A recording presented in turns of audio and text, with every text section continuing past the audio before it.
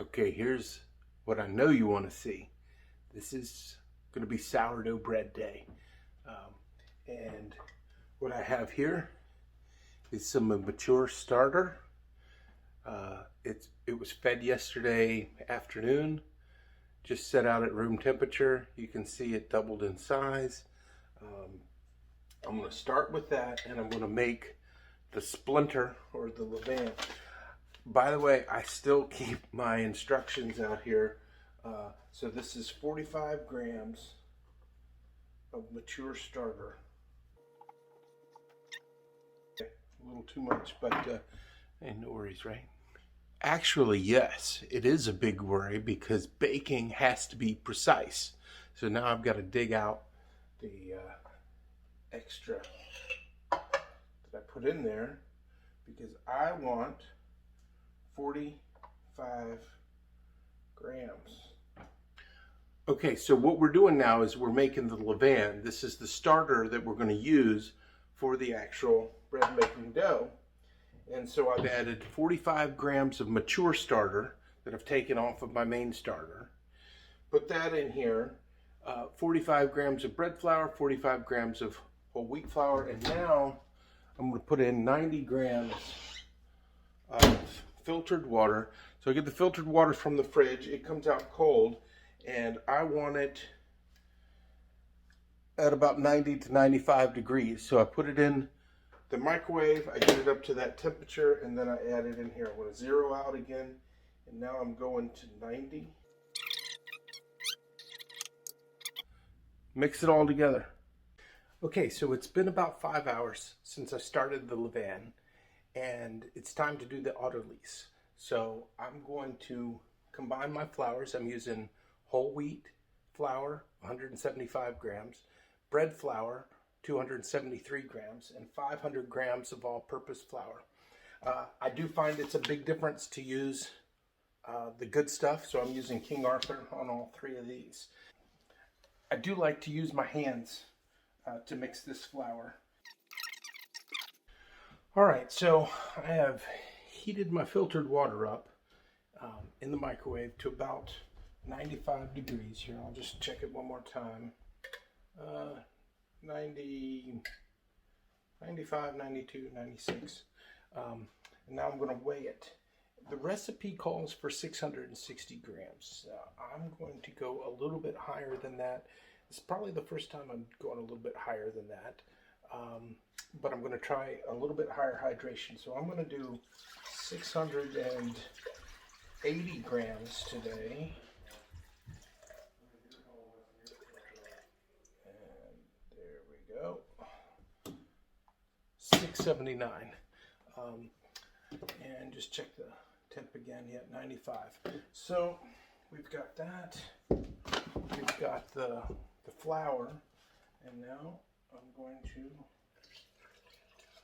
put all that water in there. Right? And then getting your hands dirty part, right? And I just make my hand like this, like a paddle. And at this point, we're just trying to incorporate the water into the flour so that there's no dry flour left at the bottom.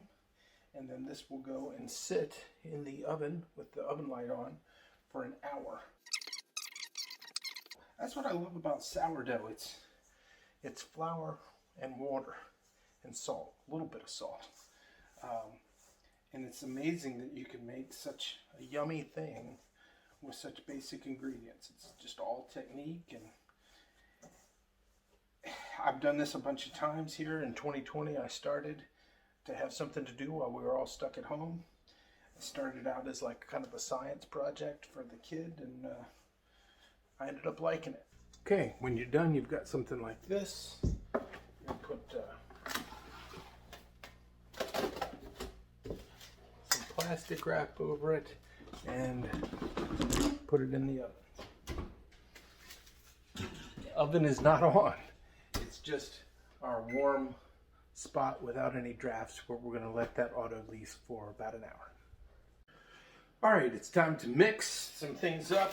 The Autolyse is done. It's been about 1 hour. right at. And this feels a lot different. It feels ooey gooey.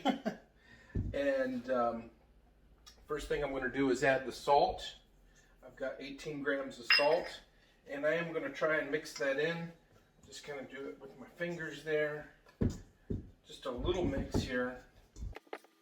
Yeah, the consistency of the dough already feels a lot different than when I had just put the water in. You can see it's even got some shape to it here already. Now it's going to get wetter when I put this in. So here's the levain. You can see how much it's risen. Really nice and active.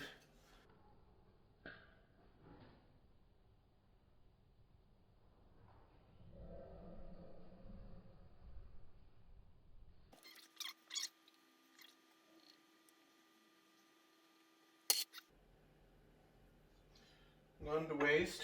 All right, I've just put that on the top there, and then I'm gonna go. You can kind of push it, your fingers down into the bottom to try and get it through. I'm just gonna start mixing it here.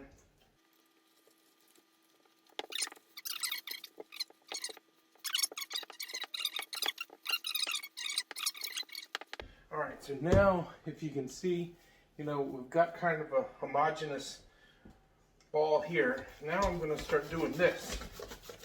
Actually, I'm going to set the timer because I'm going to do this for 5 minutes. And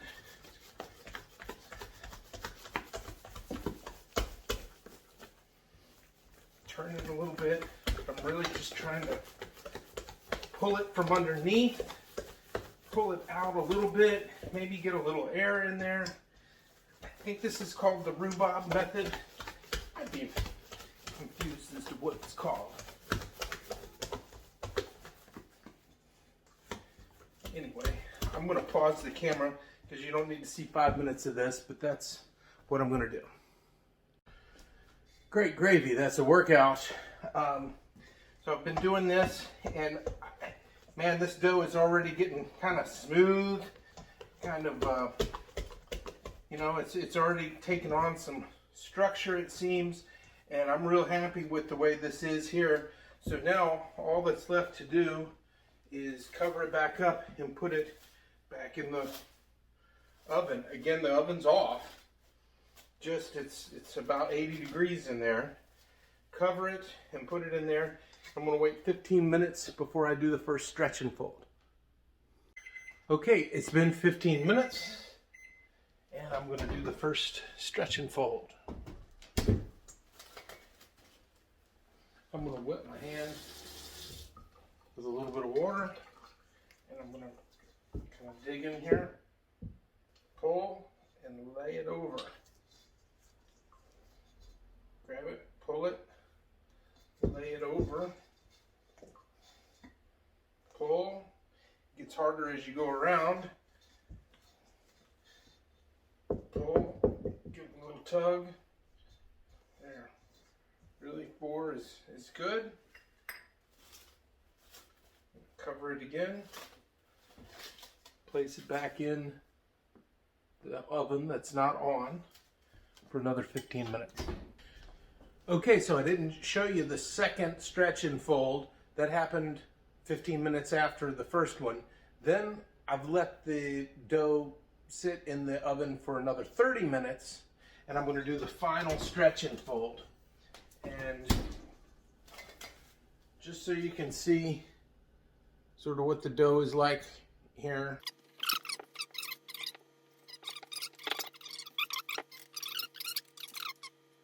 And it's been 45 minutes, so yeah, three more hours to go in the oven. Okay, bulk fermentation is over, and look how poofy and jiggly this guy is. You see that? Ooh, lots of air. So the first thing I'm going to do is dump this out on the counter. I'm going to be real careful, trying not to let a whole lot of the air out. Okay, so I'm going to use the scraper. Come in.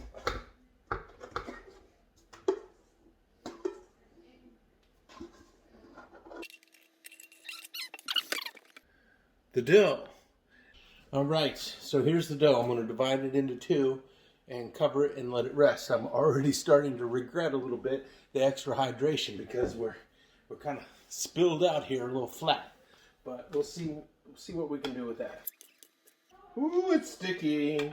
It's stickier than normal.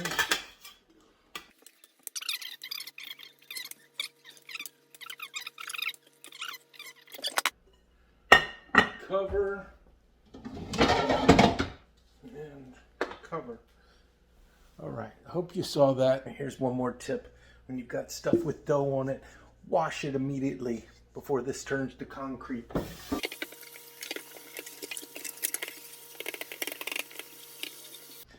Okay, so 10 minutes under here, and you can see all the humidity, condensation on the inside of the glass bowl there. It's 10 minutes under the bowl. Now I'm going to take the bowls off. I'm going to dust the surface with a little bit of flour to start generating that top skin. Just a little bit of flour on the surface of these. And another 10 minutes. I'm going to get the bannetons ready because we'll be needing them shortly. What I have here is a little bit of rice flour, and I'm going to coat the inside of the banneton. Alright, so these guys are ready. They're dusted. Alright, so here's where the rubber meets the road, and this will either be very good or very pathetic. I'm going to try and shape up these loaves. Now, I've already said I went with a little bit higher hydration, and I could already tell this is going to be a little bit more challenging than usual. If I can, though, I want to come in close on these and try to see, you know, you can already see some signs of some air happening, some bubbles, you know. So there's a lot of life in these loaves. That's good. That's the good thing. Now I'm going to try and shape them up.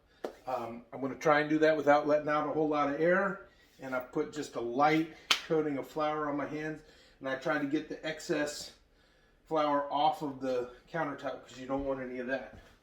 Alright, hopefully, let me move this camera here so you can see. Alright.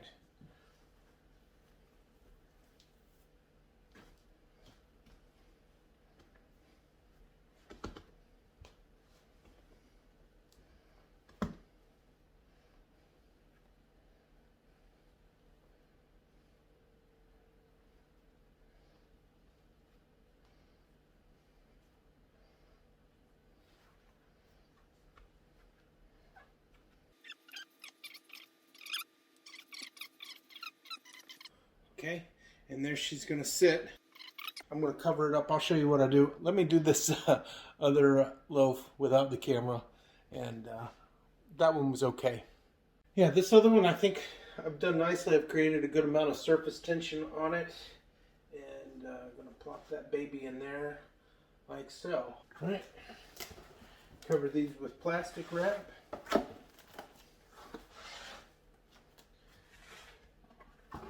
And then I'm going to put them in a grocery bag, tied up, and put them in the refrigerator until tomorrow morning. All right, check this out.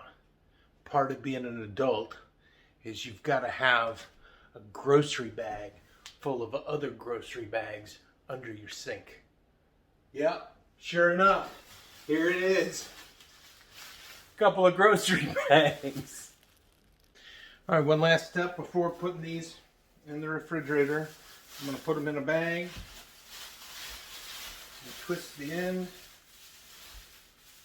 nice and tight.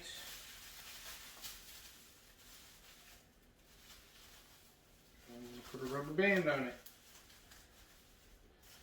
And then that goes in the refrigerator. All right, everybody, it's bake day. I'm going to take this first loaf out of the plastic. It's been in the refrigerator overnight. Put it in there about 6:30 p.m. It's now 9:30 a.m. My oven is set for 500 degrees. The Dutch oven has been in there. It's been preheating and coming up to temperature for an hour. So it's nice and hot. Here's the loaf. Here's what it looks like in the Banneton. I'm going to flip it out onto a piece of parchment paper, and then I've got a razor blade and I'm going to score it.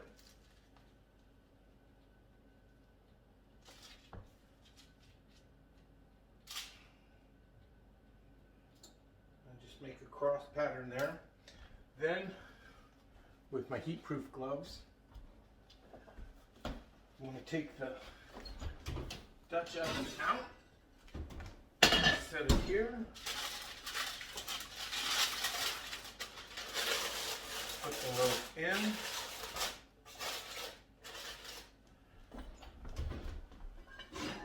put the top on it, and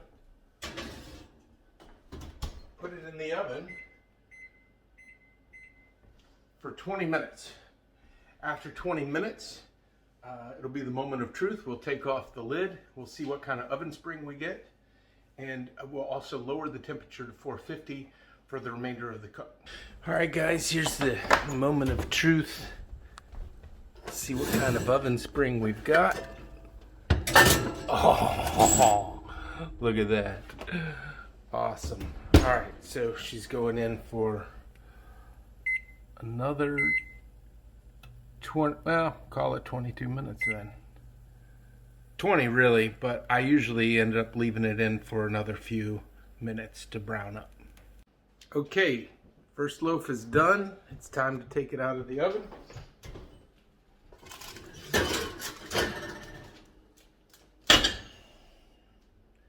Oh yeah, look at that.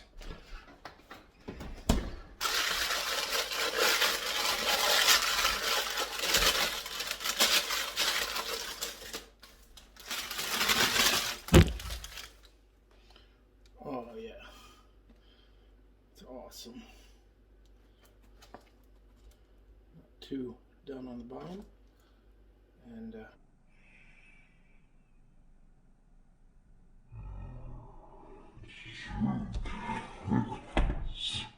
okay. One more to go. Oh, hi. I didn't see you there. Hey, we're gonna have a little fun with this last one. I'm going to brush off a little bit of the excess rice flour and show you one other scoring pattern that I use sometimes. That is doing a spiral.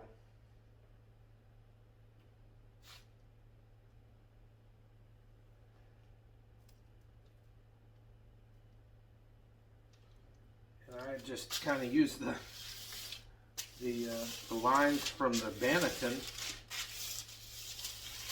as a guide, and there we go. And then the other thing I'm going to do, I'm going to wet my hand just a little bit, and I'm going to flick a little water on there. All right. Second loaf going in.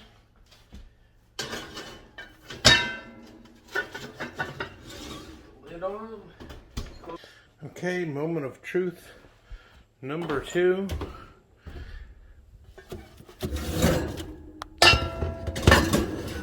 There she is. Oh, that's so cool. It's like the Tim Burton loaf. All right, guys, here it is, the final spiral product. I did make one error, you know, nothing's ever perfect. I forgot to lower the temperature for the last 20 minutes. So that's why this one's a little darker than this one. You know what? It's going to eat fine. It's going to be delicious. And that's why we keep doing it.